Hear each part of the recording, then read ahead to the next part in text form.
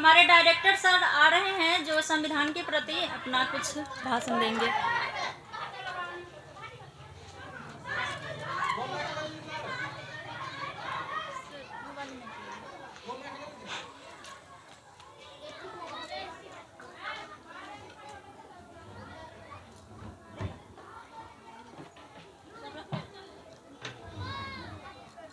अंतर्राष्ट्रीय संत प्रेम रावत जी को नमन करते हुए आज के खुशी भरे माहौल में उपस्थित सभी देवतुल्य महान आत्माओं को मेरी तरफ से सादर प्रणाम।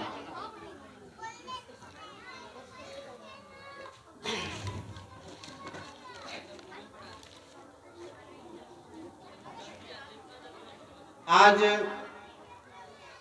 26 जनवरी के शुभ अवसर पर मैं सबसे पहला धन्यवाद उस परमपिता परमेश्वर को देता हूँ जो मुझे 26 लाख योनियों में मनुष्य का जन्म दिए। दूसरा धन्यवाद मैं अपने माता पिता को देता हूँ जो अपने खून को पसीना की तरह बहा के मुझे इस लायक बनाया जो आप लोगों के बीच उपस्थित हूँ। तीसरा धन्यवाद मैं डॉक्टर मधुसूदन प्रसाद सिंह जी को देना देता हूँ जो एक बचपन में गुल्ली डंडा खेलने वाले मदन कुमार को डॉक्टर दिग्विजय गुप्ता बनाया। आज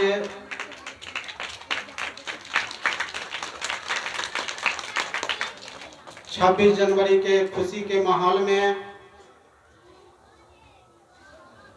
बाबा साहब का देन, उनका उपकार इस भारत देश पर बहुत है। हम लोग एक छोटा सा नियम कानून अपने घर को चलाने के लिए नहीं बना सकते और बना भी देते हैं तो घर के ही सदस्य उसको तोड़ देते हैं। हमारे महान बाबा साहब भीमराव अंबेडकर ऐसे महान थे, ऐसे संविधान बनाए, ऐसा नियम कानून बनाए जो पूरे भारत को सभी समुदाय, धर्म, जाति सभी को एक सूत्र में जोड़कर, बांधकर सबको आगे बढ़ने का मौका उस संविधान के अनुसार दिए। उन बाबा साहब भीमराव अंबेडकर को मेरा सत सत नमन। बाबा साहब का एक सच्ची घटना है। जब बाबा साहब 1923 ईस्वी में लंदन से बैरिस्टर बन के आए, जब बैरिस्टर बन के आए तो भारत में उन्हें जिला जज बनने का ऑफर मिला और साथ में ये ऑफर मिला कि 3 साल के अंदर उन्हें अभी तो मुंबई है, पहले बम्बई था, मुंबई हाई कोर्ट का जज बना दिया जाएगा।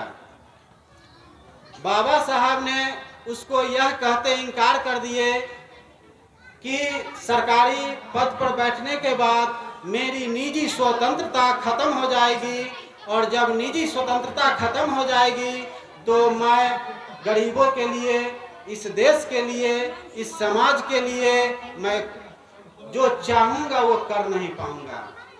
इसलिए उन्होंने सरकारी नौकरी, सरकारी पद को त्याग कर और उन्होंने फैसला लिए कि हमें एज ए वकील के रूप में काम करना है और गरीबों के हित में अपना जीवन को समर्पित करना है।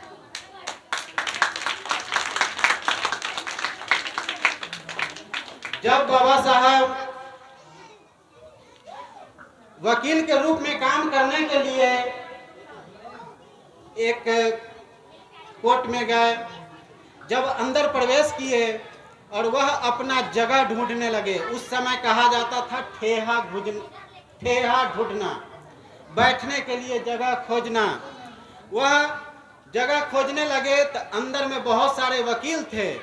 उन्होंने बाबा साहब को टोन मारते हुए कहे कि आए बैरिस्टर, तुम तो लंदन से पढ़ के आए हो, तुम तो बहुत बड़ा विद्वान हो, तुम तो बाहर में ही अपना ठेहा लगा लोगे तो तुम्हारा काम चल जाएगा, तुम्हारा बिजनेस चल जाएगा।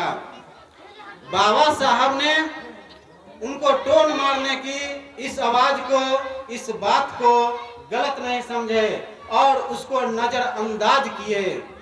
और नजरअंदाज करके बाबा साहब ने ठीक बाहर गए और बाहर सबसे जगह जहां गंदा उंदा था उसको अपने से साफ कर लिए और साफ करके उस जगह पर बाबा साहब बैठना शुरू कर दिए।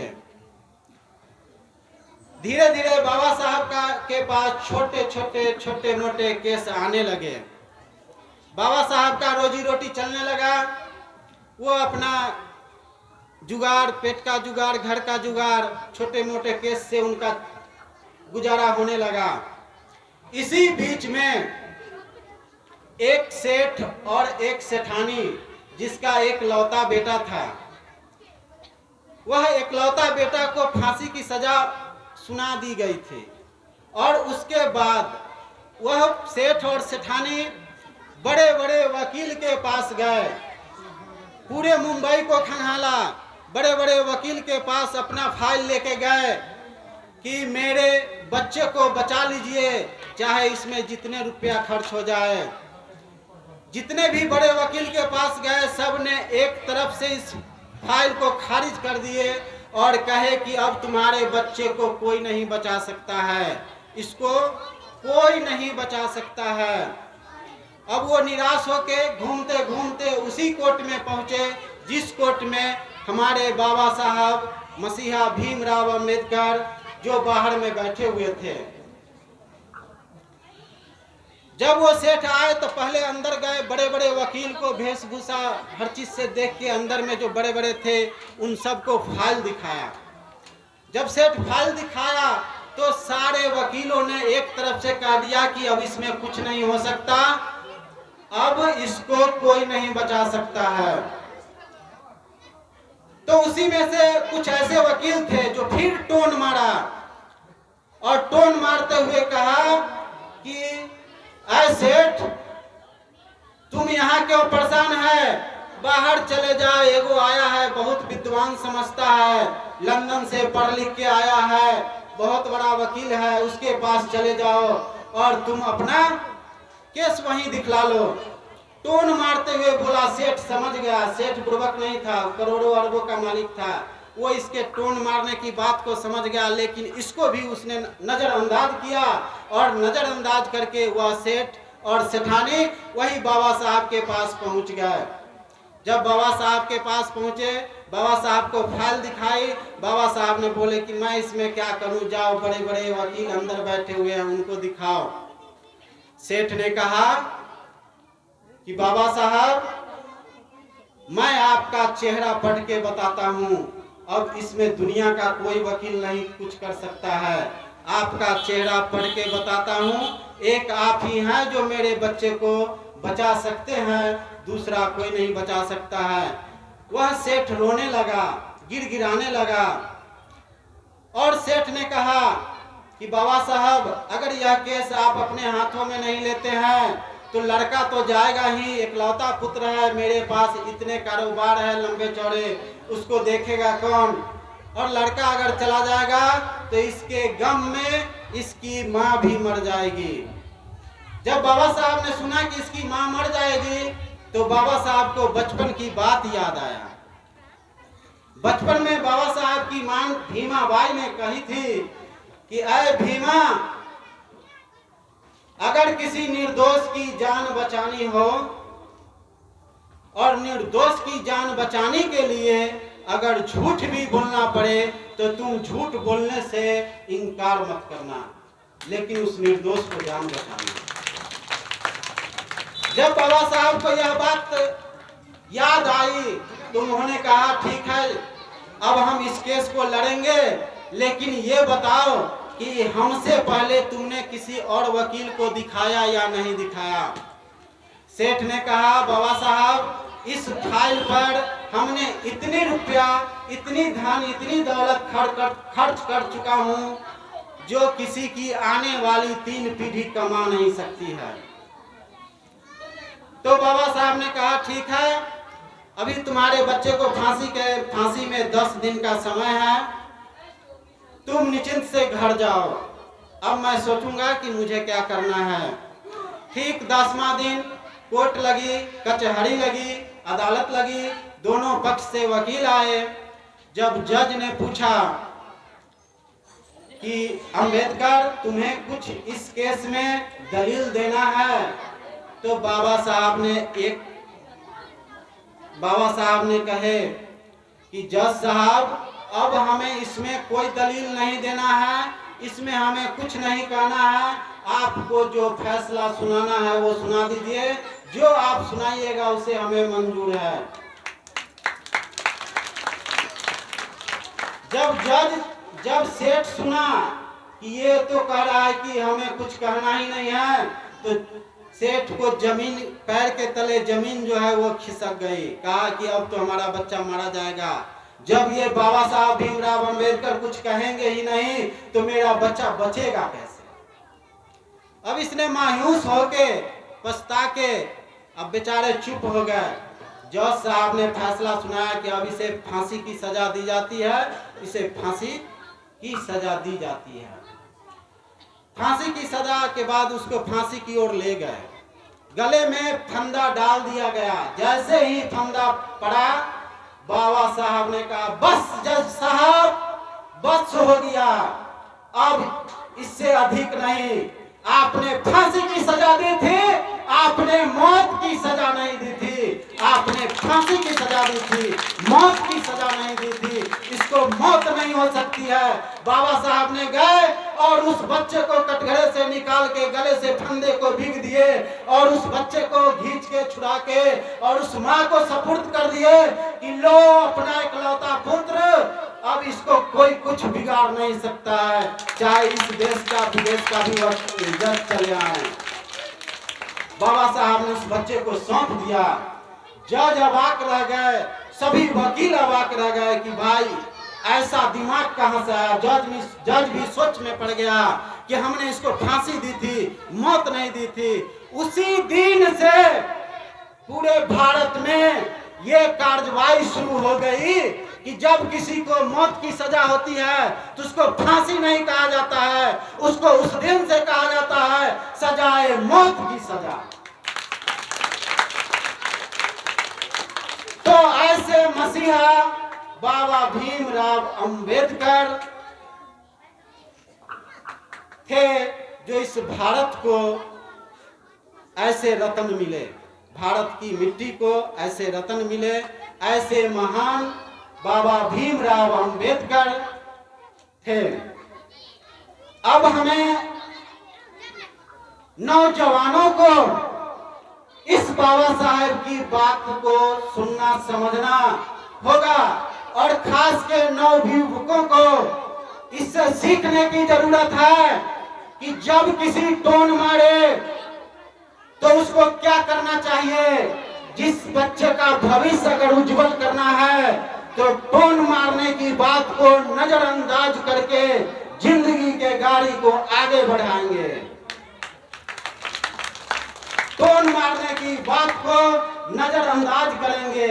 लेकिन आजकल क्या होता है हमारे समाज में, जितने भी नवयुवक हैं वो क्या करते हैं, अगर किसी ने कुछ कह दिया, किसी ने यहाँ तक कि किसी ने मोबाइल से मैसेज भी कुछ कर दिया, कुछ वीडियो भी कर दिया, अगर उसको अच्छा नहीं लगा तो उसको ऐसे पकड़ते हैं जैसे सचिन तेंदुलकर का कैच हो। लगता है कि मैंने बहुत बड़ा गोल मार लिया है, बहुत बड़े खिलाड़ी को आउट कर दिया है। सचिन का कैच मत पकड़ो, उसको कैच पकड़ने के फेर में प्यारे बच्चों मत रहो।